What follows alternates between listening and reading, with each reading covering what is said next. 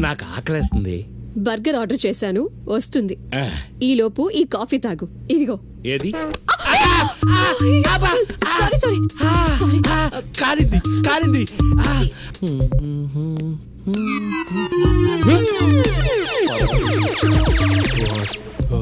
Father Suggi.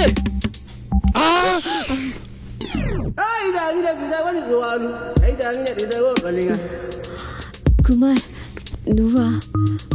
అవును madam. నమస్తే madam. Thank you.